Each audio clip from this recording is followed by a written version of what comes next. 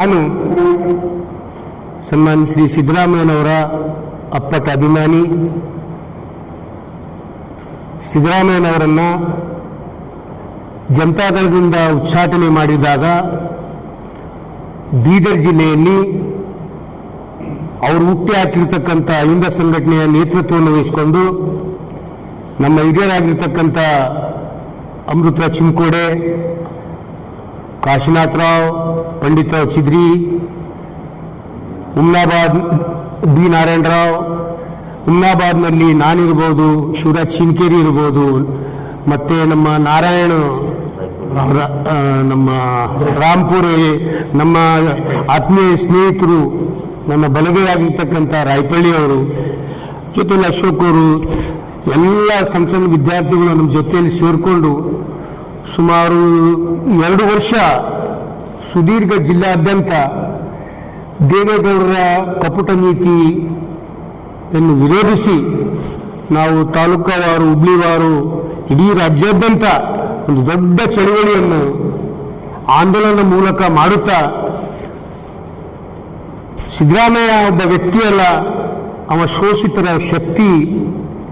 ಸಿದ್ದರಾಮಯ್ಯ ಒಬ್ಬ ರಾಜಕಾರಣಿಯಲ್ಲ, ಅವನೊಬ್ಬ ತುಳಿತಕ್ಕೊಳಗಾಗಿರ್ತಕ್ಕಂಥ ಸಮುದಾಯದ ಪರ ಧ್ವನಿಯತ್ತಕ್ಕಂಥ, ಗಟ್ಟಿ ಧ್ವನಿಯತ್ತಕ್ಕಂಥ, ಒಂದಲ್ಲ ಒಂದಿನ ರಾಷ್ಟ್ರ ಮತ್ತು ವಿದೇಶಗಳಲ್ಲಿ ಕೂಡ ಈ ಶೋಷಿತರ ಪರವಾಗಿ ಭಾರತದ ಸಂವಿಧಾನವನ್ನು ಬರೆದಿರ್ತಕ್ಕಂಥ ಡಾಕ್ಟರ್ ಬಾಬಾ ಸಾಹೇಬ್ ಅಂಬೇಡ್ಕರ್ ಅವರ, ಬಸವಣ್ಣನವರ, ಬುದ್ಧನವರ, ಪೆರಿಯಾರ್ ಅವರ, ಜ್ಯೋತಿಬಾಯಿ ಫುಲೆ ಅವರ ಸಮಗ್ರ ವಿಚಾರಗಳನ್ನು ಮೈಗೂಡಿಸಿಕೊಂಡು ಕರ್ನಾಟಕ ರಾಜ್ಯದಲ್ಲಿ ಶೋಷಿತರಿಗೆ ಸಾಮಾಜಿಕ ನ್ಯಾಯ ಕೊಡುವುದರಲ್ಲಿ ಮುಂಚೂಣಿಘಟ್ಟದ ನಾಯಕನಾಗಿ ಇವತ್ತು ರಾಷ್ಟ್ರ ಕಂಡಿರ್ತಕ್ಕಂಥ ಒಬ್ಬ ಅಪ್ರತಿಮ ನಾಯಕನಾಗಿ ಹೊರಹೊಮ್ಮಿದ್ರಲ್ಲಿ ಎರಡನೇ ಮಾತೇ ಇಲ್ಲ. ಒಬ್ಬ ಸಮಾಜವಾದದ ವಿಚಾರಗಳನ್ನು ರಾಮಮನೋಹರ, ಶಾಂತಿಗಿರಿ ಗೋಪಾಲ್ ಗೌಡರಂತ ಅಪ್ಪಟ ಸಮಾಜವಾದದ ಚಿಂತಕರ ವಿಚಾರಗಳನ್ನು ಮೈಗೂಡಿಸಿಕೊಂಡಿರ್ತಕ್ಕಂಥ ಒಬ್ಬ, ಈ ಕರ್ನಾಟಕ ಕಂಡಿರ್ತಕ್ಕಂಥ ಅಪರೂಪ ಮತ್ತು ಅಪ್ರತಿಮ ರಾಜಕಾರಣಿ ಆಗಿ ಹೊರಹೊಮ್ಮಲಿಕ್ಕೆ ಅವನಲ್ಲಿರ್ತಕ್ಕಂಥ ಸಮುದಾಯದ ಪರ ಕಾಳಜಿ ಮತ್ತು ಬಾಬಾ ಸಾಹೇಬ್ ಅಂಬೇಡ್ಕರ್ ಅವರು ಬರೆದಿರ್ತಕ್ಕಂಥ ಸಂವಿಧಾನದ ಆಶಯಗಳನ್ನು ಜಾರಿಗೆ ತರಬೇಕು, ಸಂವಿಧಾನ ಆಶಯಗಳನ್ನು, ಭರವಸೆಗಳನ್ನು ಜನರಿಗೆ ಮುಟ್ಟಿಸ್ತಕ್ಕಂಥ ರೀತಿಯಲ್ಲಿ ಸುದೀರ್ಘ 4.5 ದಶಕದ ರಾಜಕಾರಣ ಜೀವನದಲ್ಲಿ ಬಹುಶಃ ಕರ್ನಾಟಕ ರಾಜ್ಯದಲ್ಲಿ ಇಂಥ ಒಬ್ಬ ಬಡ ಕುಟುಂಬದಲ್ಲಿ ಹುಟ್ಟಿ ಇವತ್ತು ಡೆಲ್ಲಿ, ಕರ್ನಾಟಕ ಕಡೆ ನೋಡ್ತಕ್ಕಂಥ ರೀತಿಯಲ್ಲಿ ಆಡಳಿತ ಕೊಟ್ಟಿರ್ತಕ್ಕಂಥ ಒಬ್ಬ ಶಿಸ್ತಿನ ಸಿಪಾಯಿ, ಒಂದು ಕಪ್ಪು ಚುಕ್ಕಿ ಭ್ರಷ್ಟಾಚಾರ ಇರ್ಬೋದು. ಅನೇಕ ರಾಜಕಾರಣಿಗಳು ಕರ್ನಾಟಕದಲ್ಲಿ ಕುರ್ಚಿ ಮೇಲೆ ಕುಂತಾಗ ಭ್ರಷ್ಟಾಚಾರದಲ್ಲಿ ಮುಳುಗಿ ಅವರು ರಾಜಕೀಯದಿಂದ ತೊಲಗಿ ಹೋಗಿದ್ದಾರೆ, ಅಳಿಸಿ ಹೋಗಿದ್ದಾರೆ. ಆದರೆ ಈ ಅಪ್ಪ ಕರ್ನಾಟಕದ 7 ಕೋಟಿ ಜನರ ಜನಾನುರಾಗಿಯಾಗಿ ಅವರ ಮನಸ್ಸಲ್ಲಿ ಅಚ್ಚುಹೊಳೆದಂತಕ್ಕಂಥ ಯಾರಾದರೂ ಕರ್ನಾಟಕದ ರಾಜಕಾರಣದ ಇತಿಹಾಸದಲ್ಲಿ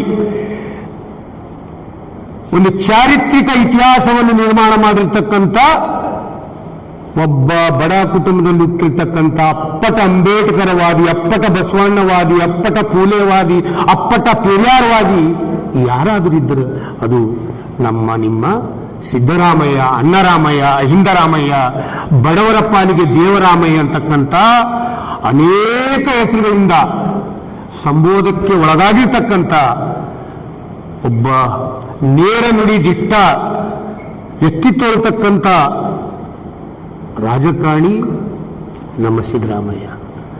ಇವತ್ತು ಕರ್ನಾಟಕ ರಾಜ್ಯದಲ್ಲಿ ಸಾಮಾಜಿಕ ನ್ಯಾಯದ ಕೊನೆಯ ಕೊಂಡಿ ಸಿದ್ದರಾಮಯ್ಯ.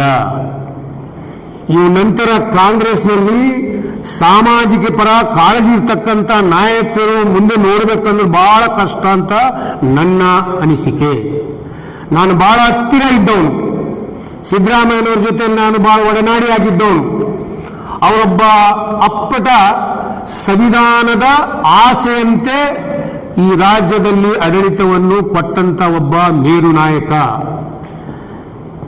ಕರ್ನಾಟಕದ ರಾಜಕಾರಣದ ಇತಿಹಾಸದಲ್ಲಿ 2 ಸಲ ಲೋಕಸಭೆ ಚುನಾವಣೆಯನ್ನು ಸೋತಿದ್ದಾರೆ, 3 ಸಲ ವಿಧಾನಸಭೆ ಕ್ಷೇತ್ರ ಸೋತಿದ್ದಾರೆ. ತದನಂತರ 9 ಚುನಾವಣೆಗಳನ್ನು ಗೆದ್ದಿರ್ತಕ್ಕಂಥ ಒಬ್ಬ ಶೋಷಿತರ ದೇವರೆಂದ್ರೂ ಕಡಿಮೆ. ಅಂಬೇಡ್ಕರನ ವಿಚಾರ ಇಡೀ ತನ್ನ ಶರೀರದ ಅಂಗಾಂಗಗಳಲ್ಲಿ ಮೈಗೂಡಿಸಿಕೊಂಡು ರಾಜ್ಯದ ಆಡಳಿತ ನಡೆಸಿರ್ತಕ್ಕಂಥ ಒಬ್ಬ ಚರಿತ್ರವಾನ ವ್ಯಕ್ತಿ ರಾಜಕಾರಣದಲ್ಲಿ ಇಂತೋನು ಸಿಗದು ಕರ್ನಾಟಕಕ್ಕೆ ಮತ್ತು ಕಾಂಗ್ರೆಸ್ಸಿಗೆ ಅಪರೂಪ. ಅಹಿಂದ ಸಮುದಾಯ ಯಾವಾಗ ದೇವೇಗೌಡರು ಇವರನ್ನ ಪಕ್ಷ ಕಟ್ಟಿ ಅಧಿಕಾರಕ್ಕೆ ತರಲಿಕ್ಕೆ ಹಗಲಿರುಳು ದುಡಿದು ತನ್ನ ಶ್ರಮವನ್ನು ಧಾರೆ ಎಳೆದು ರಾಜ್ಯದಲ್ಲಿ ಪ್ರಾದೇಶಿಕ ಪಕ್ಷವನ್ನು ಕಟ್ಟಿರ್ತಕ್ಕಂಥ ಹಗ್ಗಳಿಕೆ ಪ್ರಶಂಸೆ ಯಾರಿಗಾದರೂ ಸಲ್ಲುತ್ತದೆ ಸಿದ್ದರಾಮಯ್ಯ. ಕಟ್ಟಿರ್ತಕ್ಕಂಥ ಪಕ್ಷ ಕಟ್ಟಿರ್ತಕ್ಕಂಥ ಮನೆಯಿಂದ ಹೊರಗೆ ತಳ್ಳಿದಾಗ ಈ ರಾಷ್ಟ್ರದ ನಾಯಕಿ ಶ್ರೀಮತಿ ಸೋನಿಯಾ ಗಾಂಧಿಯವರು ಈ ವ್ಯಕ್ತಿ ಸಿದ್ದರಾಮಯ್ಯ ಒಬ್ಬ ವ್ಯಕ್ತಿಯಲ್ಲ, ಕರ್ನಾಟಕ ರಾಜ್ಯದ ಜನತೆಯ ಒಬ್ಬ ಶಕ್ತಿ ಅಂತಕ್ಕಂಥದ್ದು ಆ ವ್ಯಕ್ತಿಯ ಹಿನ್ನೆಲೆ ಎಲ್ಲವನ್ನೂ ಅರಿತುಕೊಂಡು ಈ ಮನುಷ್ಯನಿಗೆ ನಮ್ಮ ಪಕ್ಷದಲ್ಲಿ ಸೇರಿಸಿಕೊಂಡ್ರೆ ನಮ್ಮ ಪಕ್ಷಕ್ಕೆ ಭವಿಷ್ಯದ ಅಂತ ಆಳವಾಗಿ ಅಧ್ಯಯನ ಮಾಡಿ ಸನ್ಮಾನ್ ಶ್ರೀ ಸಿದ್ದರಾಮಯ್ಯನವರನ್ನ ಕಾಂಗ್ರೆಸ್ ಪಕ್ಷಕ್ಕೆ ಸೇರಿಸಿಕೊಂಡು ಅಂದಿನ ಬಿಜೆಪಿ ಮತ್ತು ಜೆಡಿಎಸ್ ಸಂಯುಕ್ತ ಸರ್ಕಾರದಲ್ಲಿ ರಾಜೀನಾಮೆಯನ್ನು ಬೀಸಾಡಿ ಕಾಂಗ್ರೆಸ್ಸಿನ ಉಪಚುನಾವಣೆಯಲ್ಲಿ ಒಂದು ಕಡೆ ಜೆಡಿಎಸ್ ಬಿಜೆಪಿ ಎರಡೂ ಸೇರಿ ಸಿದ್ದರಾಮಯ್ಯನಿಗೆ ಸೋಲಿಸಬೇಕಂತಕ್ಕಂಥ ಎಲ್ಲಾ ಕುತಂತ್ರ ಹುನ್ನಾರ ಎಲ್ಲವನ್ನೂ ಅಳವಡಿಸಿದರೂ ಕೂಡ ಅಂದಿನ ಚಾಮುಂಡೇಶ್ವರಿ ಉಪಚುನಾವಣೆಯಲ್ಲಿ 257 ಮತಗಳಿಂದ ಜಯ ಸಾಧಿಸಿರತಕ್ಕಂಥ ಒಬ್ಬ ಜನರ ಹೃದಯದಲ್ಲಿರ್ತಕ್ಕಂಥ ಒಬ್ಬ ನಾಯಕ, ಕೇವಲ ದಲಿತರ ಹಿಂದುಳಿದ ಅಲ್ಪಸಂಖ್ಯಾತರ ಪರವಾದಂಥ ನಾಯಕರಂತ ಕೆಲವರು ಅಂದ್ರೆ ಕೋಮುವಾದಿ ಶಕ್ತಿಗಳು ಈ ರಾಜ್ಯವನ್ನು ಕೋಮ ಸೌಹಾರ್ದತೆಯಿಂದ ಇದ್ದಂಥ ರಾಜ್ಯವನ್ನು ಸಾಮರಸ್ಯ ಹಾಳು ಮಾಡಿ ರಾಜ್ಯದಲ್ಲಿ ರಕ್ತಪಾತವನ್ನು ಮಾಡಲಿಕ್ಕೆ ಒಂದು ಹುನ್ನಾರ ಮಾಡಿರ್ತಕ್ಕಂಥ RSS ಮತ್ತು ಬಿಜೆಪಿಗೆ ಶೆಡ್ ಹೊಡಿತಕ್ಕಂಥ ಒಂದು ಸಾಮರ್ಥ್ಯ ಯಾರಾದರೂ ರಾಜಕಾರಣಿ ಇದೆ ಅಂದ್ರೆ ಅದು ಕೇವಲ ಸಿದ್ದರಾಮಯ್ಯ ಅಂತಕ್ಕಂಥದ್ದು ನಾವೊಂದು ಪತ್ರಿಕಾಗೋಷ್ಠಿ ಮೂಲಕ ಹೇಳ್ತಾ ಇದ್ದೀನಿ. ಇವತ್ತು ನಮಗೆ ಅಹಿಂದ ಸಮುದಾಯಕ್ಕೆ, ರೈತರಿಗೆ, ಶೋಷಿತ ಮಹಿಳೆಯರಿಗೆ, ಯುವಕರಿಗೆ, ವಿದ್ಯಾರ್ಥಿಗಳಿಗೆ 2013ರಲ್ಲಿ ಅಧಿಕಾರ ಚುಕ್ಕಾಣಿ ಸಿದ್ದರಾಮಯ್ಯ ಕೈ ಬಂದಾಗ ಇಡೀ ರಾಜ್ಯಾದ್ಯಂತ ಶೋಷಿತರು, ಮಹಿಳೆಯರು, ಕಾರ್ಮಿಕರು, ಯುವಕರು ಬಹಳ ಉಲ್ಲಾಸ ಉತ್ಸಾಹದಿಂದಿದ್ದರು. ನ್ಯಾಯದ ಪರವಾಗಿ ಇರ್ತಕ್ಕಂಥವನ ಕೈಯಲ್ಲಿ ಆಡಳಿತ ಹೋಗಿದೆ.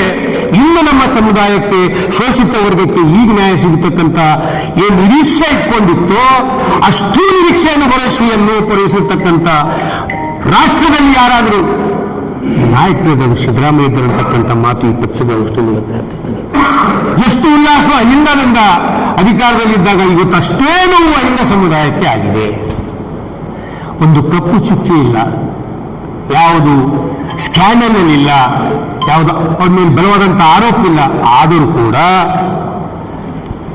ಮುಖ್ಯಮಂತ್ರಿ ಸ್ಥಾನದಿಂದ ಹೈಕಮಾಂಡ್ ಆದೇಶದಂತೆ ಕೊಟ್ಟ ಮಾತಿನಂತೆ ಉಳಿಸಿಕೊಂಡಿರ್ತಕ್ಕಂಥ ಒಬ್ಬ ಮುತ್ಸದಿ ನಾಯಕ ಯಾರಾದರೂ ಇದ್ದರೆ ಅದು ನಮ್ಮ ಸಿದ್ದರಾಮಯ್ಯ ಅಂತಕ್ಕಂಥ ಮಾತು ಹೇಳಕ್ ಬಯಸ್ತಾ ಇದ್ದಾರೆ.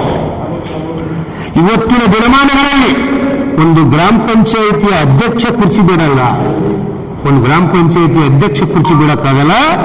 ಆದರೆ ಹೈಕಮಾಂಡಿನ ಆದೇಶದ ಅನುಸಾರವಾಗಿ, ಹೈಕಮಾಂಡಿನ ಆದೇಶಕ್ಕೆ ತಲೆಬಾಗಿ ಮಾನ್ಯ ಸಿದ್ದರಾಮಯ್ಯರು ನುಡಿದಂತೆ ನಡೆದಿದ್ದಾರೆ ಅಂತಕ್ಕಂಥ ಹೆಮ್ಮೆ ಇಡೀ ಕರ್ನಾಟಕದ ಕಾಂಗ್ರೆಸ್ ಕಾರ್ಯಕರ್ತರಿಗಿದೆ, ಶೋಷಿತ ಸಮಾಜಕ್ಕೂ ಇದೆ. ಇದು ಹೆಮ್ಮೆ ಪಡ್ತಕ್ಕಂಥ ವಿಷಯ ಇದೆ. ಕಾಂಗ್ರೆಸ್ ಸಿದ್ದರಾಮಯ್ಯನವನ್ನು ಉತ್ತನ್ನಕ್ಕೆ ಒಯ್ದಿದೆ, ಅದೇ ಸ್ಥಾನದಲ್ಲಿ ನಿಕ್ಕಿದೆ. ಯಾವತ್ತು JDS-ನಲ್ಲಿದ್ದಾಗ ದೇವೇಗೌಡರ ಕುತಂತ್ರದಿಂದ ಸಿದ್ದರಾಮಯ್ಯರನ್ನು ರಾಜಕೀಯವಾಗಿ ಮುಗಿಸ್ಬೇಕಂತ ಆ ಸಂದರ್ಭದಲ್ಲಿ, ಆ ಕಾಲಘಟ್ಟದಲ್ಲಿ ಶ್ರೀಮತಿ ಸೋನಿಯಾ ಗಾಂಧಿ ಅವರನ್ನು ಇಳಿದು ಮೇಲೆತ್ತಿ ಇವತ್ತು ರಾಷ್ಟ್ರ ನೋಡ್ತಕ್ಕಂಥ ರೀತಿಯಲ್ಲಿ ಒಬ್ಬ ರಾಜಕಾರಣಿಯನ್ನು ಯಾರಾದರೂ ಬೆಳೆಸಿದ್ದಾರೆ ಅಂದ್ರೆ ಅದು ಕಾಂಗ್ರೆಸ್ ಪಕ್ಷ ಬೆಳೆಸಿದೆ ಅಂತಕ್ಕಂಥ ಮಾತು ಈ ಪತ್ರಿಕಾಗೋಷ್ಠಿ ಮೂಲಕ ಹೇಳ್ತಾ ಇದ್ದೇನೆ. ಇವತ್ತು ಕರ್ನಾಟಕ ರಾಜ್ಯದಲ್ಲಿ ಸಿದ್ದರಾಮಯ್ಯ ಯಾರ ಮೇಲೆ ಕೈ ಇಕ್ಕಿದಾನೆ ಅವರು ಒಳ್ಳೆ ಉನ್ನತ ಸ್ಥಾನದಿದ್ದಾರೆ. ಸರ್ವಜಾತಿಗೂ ಸರ್ವರಿಗೂ ಸಮಬಾಳು ಅಂತಕ್ಕಂಥ ಸಂವಿಧಾನದ ಆಶೆ ಇದೆ. ಅದರಂತೆ ಅವರ ಸಂಪುಟ ಸಚಿವರಲ್ಲಿ ಎಲ್ಲ ವರ್ಗದವರಿಗೆ, ಎಲ್ಲ ಧರ್ಮದವರಿಗೆ ಸಾಮಾಜಿಕ ನ್ಯಾಯ ಅಂದ್ರೆ ಅಣ್ಣ ಬಸವಣ್ಣನವರು 12ನೇ ಶತಮಾನದಲ್ಲಿ ಅನುಬಂಧದಲ್ಲಿ 770 ಶರಣೆಯನ್ನು ಕೂರಿಸಿ ಸಾಮಾಜಿಕ ನ್ಯಾಯದ ಪರಿಕಲ್ಪನೆಯನ್ನು ಇಡೀ ವಿಶ್ವಕ್ಕೆ ಸಂದೇಶ ಕೊಟ್ಟಿದ್ದರು. ಅದರಂತೆ ನಮ್ಮ ಸಿದ್ದರಾಮಯ್ಯನವರು ಅವರ ಆಡಳಿತಾವಧಿಯಲ್ಲಿ ಇಡೀ ಕರ್ನಾಟಕ ರಾಜ್ಯಕ್ಕೆ ಬಸವಣ್ಣನ ವಿಚಾರಗಳನ್ನ ಹರಡ್ತಕ್ಕಂಥ ರೀತಿಯಲ್ಲಿ ಆಡಳಿತ ಇರಬಹುದು, ಅವರ ಸಚಿವ ಸಂಪುಟದ ಸಹೋದ್ಯೋಗಿಗಳು ಇರಬಹುದು, ಪಕ್ಷದ ಮುಖಂಡಗಳು ಇರಬಹುದು, ಪಕ್ಷದ ಕಾರ್ಯಕರ್ತರು ಇರಬಹುದು, ರಾಜ್ಯದ ಜನತೆ ಇರಬಹುದು, ರಾಜ್ಯದ ರೈತರು ಇರಬಹುದು, ರಾಜ್ಯದ ಯುವಕರು ಇರಬಹುದು. ನುಡಿದಂತೆ ನಡೆದಿರ್ತಕ್ಕಂಥ ಒಬ್ಬ ಶಿಸ್ತಿನ ಸಿಪಾಯಿ ಯಾರಾದರೂ ಈ ರಾಜ್ಯದಲ್ಲಿದ್ದಾರೆ ಅಂದ್ರೆ ಅದು ನಮ್ಮ ಸಿದ್ದರಾಮಯ್ಯ ಅಂತಕ್ಕಂಥದ್ದು ಬಹಳ ಹೆಮ್ಮೆಯಿಂದ ಬಯಸ್ತಾ ಇದ್ದೀನಿ. ಅವರು ಏನು ಹೈಕಮಾಂಡ್ ಆದೇಶದಂತೆ ಎಲ್ಲರಿಗೆ ಅಧಿಕಾರ ಸಿಗಬೇಕು, ಅಧಿಕಾರ ಒಂದೇ ಕಡೆ ಕ್ರೋಢೀಕರ ಆಗಬಾರ್ದು, ಯುವಕರಿಗೂ ರಾಜಕಾರಣದಲ್ಲಿ ಬೆಳೆಸಬೇಕಂತಕ್ಕಂಥ ಒಂದು ಔದಾರ್ಯಗಳಿಂದ ಸಿದ್ದರಾಮಯ್ಯನವರು 2ನೇ ಹಂತದ ಒಬ್ಬ ನಾಯಕನಾಗಿ ಬೆಳೀಲಿ, ನಾ ರಾಜೀನಾಮೆ ಕೊಟ್ಟಿರ್ತಕ್ಕಂಥದ್ದು ಕೇವಲ ಮುಖ್ಯಮಂತ್ರಿ ಸ್ಥಾನಕ್ಕೆ ಮಾತ್ರ, ಆದರೆ ರಾಜಕೀಯದಿಂದ ನಾನು ನಿವೃತ್ತಿ ಆಗಲ್ಲ ಅಂತಕ್ಕಂಥ ಸಂದೇಶ ಇಡೀ ಕರ್ನಾಟಕದ ಕಾಂಗ್ರೆಸ್ ಕಾರ್ಯಕರ್ತರಿಗೆ ಅದೊಂದು ಆಕ್ಸಿಜನ್, ಅದೊಂದು ಸಂಜೀವನಿಯಾಗಿ ನಮಗೆ ಧೈರ್ಯ ತುಂಬಿದೆ ಅಂತಕ್ಕಂಥ ಮಾತು ಪತ್ರಿಕಾಗೋಷ್ಠಿಯಿಂದ ಹೇಳ್ತಾ ಇದ್ದೀನಿ. ಸಿದ್ದರಾಮಯ್ಯ ಮುಂದಿನ ದಿನಮಾನಗಳಲ್ಲಿ ಇಡೀ ಕಾಂಗ್ರೆಸ್ ಪಕ್ಷವನ್ನು ತನ್ನ ಹುಟ್ಟೆ ತಗೊಂಡು ಹೋಗ್ತಾರೆ. ಹೈಕಮಾಂಡ್ ಆದೇಶದಂತೆ ಅವರಿಗೆ ಕೂಡ ಮುಂದಿನ ದಿನಮಾನಗಳಲ್ಲಿ ರಾಷ್ಟ್ರ ಮಟ್ಟದಲ್ಲಿ ಒಬ್ಬ ಉತ್ತಮದ ನಾಯಕನಾಗಿ ಬೆಳೆಯುವುದರಲ್ಲಿ ಎರಡೇ ಮಾತಿಲ್ಲ ಅಂತಕ್ಕಂಥ ಮಾತು ಹೇಳುತ್ತಾ ಇವತ್ತು ಎಲ್ಲರೂ ಸಿದ್ದರಾಮಯ್ಯನೆಲ್ಲ ಕಾಂಗ್ರೆಸ್ ಪಕ್ಷದ ನಾವೆಲ್ಲ ಕಾರ್ಯಕರ್ತರು ಅದು ಜೊತೆಯಲ್ಲಿ ಅಹಿಂದ ಸಂಘಟನೆಯಲ್ಲಿ ಚಳವಳಿಯಲ್ಲಿ ನಾವು ಭಾಗಿಯಾಗಿ ಸಿದ್ದರಾಮಯ್ಯನಿಗೆ ತಂತ್ರ ಕಟ್ಟಿ ಈ ರಾಜ್ಯ ಆಳ್ವಿಕೆ ಶಕ್ತಿ ತುಂಬುವುದರಲ್ಲಿ ನಾವು ಕಾರ್ಯಕರ್ತರು ಇದ್ದೀವಿ. ಒಂದ್ ಕಡೆ ನೋವಾಗ್ತಾ ಇದೆ, ಇನ್ನೊಂದು ಕಡೆ ಖುಷಿನೂ ಆಗ್ತಾ ಇದೆ. ನೋಯಾಕೆ ಆಗ್ತಾ ಇದೆ ಅಂದ್ರೆ ಯಾವುದೇ ಕಳಂಕಿಲ್ಲದಂತ ವ್ಯಕ್ತಿ ಇನ್ನೊಂದು 2 ವರ್ಷ ಇದ್ದರೆ ಈ ರಾಜ್ಯದ ಯುವಕರಿಗೆ, ಉದ್ಯೋಗ ಆಕಾಂಕ್ಷಿಗಳಿಗೆ, ರೈತರಿಗೆ, ಶೋಷಿತರಿಗೆ, ಮಹಿಳೆಯರಿಗೆ ಇನ್ನೂ ಬಲವಾದಂಥ ಶಕ್ತಿ ಸಿಗ್ತಿತ್ತು. ಮತ್ತೆ DK ಶಿವಕುಮಾರ್ ಆಗ್ಬೋದು, ಇನ್ಯಾರೇ ಆಗ್ಬೋದು, ಅವರಿಂದಲೂ ಸಿದ್ದರಾಮಯ್ಯನವರ ಮಾರ್ಗದರ್ಶನದಂತೆ ಕೂಡ ಈ ಮುಂದಿನ ದಿನಮಾನಗಳಲ್ಲಿ 2 ವರ್ಷ ಆಡಳಿತ ನಡೆಯುತ್ತೆ. ಹಿಂದೆ ಸಿದ್ದರಾಮಯ್ಯ ಆ ರೀತಿ ನಡೆಯುತ್ತೆ, ಅದೇ ರೀತಿ ಅವರ ನಿರ್ದೇಶನದಂತೆ ಅವರ ಮಾರ್ಗದರ್ಶನ ಅಡಿಯಲ್ಲಿ ಸರ್ಕಾರ ನಡೆಯುತ್ತೆ.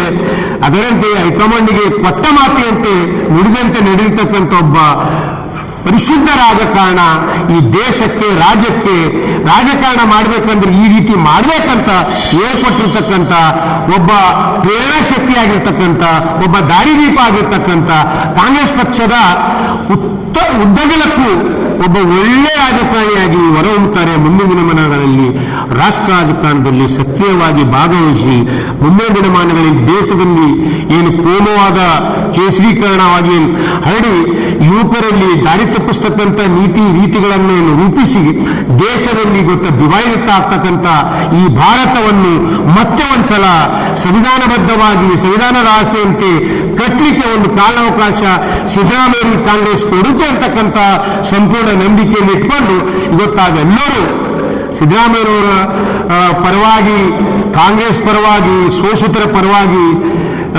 ಸಾಮಾಜಿಕ ಒಬ್ಬ ಕೊನೆಯ ಕೊಂಡಿ ನಮ್ಮಿಂದ ಕಳ್ಕೊಂಡಿದ್ದೇವೆ, ಕಾಂಗ್ರೆಸ್ ಕಳ್ಕೊಂಡಿದೆ ಅಂತಕ್ಕಂಥ ನೋವನ್ನು ವ್ಯಕ್ತಪಡಿಸುತ್ತಾ ಆ ನೋವು ರಾಷ್ಟ್ರ ಮಟ್ಟದಲ್ಲಿ ಭರ್ತಿ ಮಾಡ್ತೇವೆ ಕಾಂಗ್ರೆಸ್ ಅಂತಕ್ಕಂಥ ನಂಬಿಕೆ ಸೋನಿಯಾ ಗಾಂಧಿ, ರಾಹುಲ್ ಗಾಂಧಿ ಮತ್ತು AICC ಅಧ್ಯಕ್ಷರಾಗಿರ್ತಕ್ಕಂಥ ಖರ್ಗೆ ಅವರ ಮೇಲೆ ನಮ್ಮ ಸಂಪೂರ್ಣ ಕರ್ನಾಟಕ ರಾಜ್ಯದ ಅಹಿಂದ ಸಮುದಾಯದ ನಂಬಿಕೆ ಇದೆ.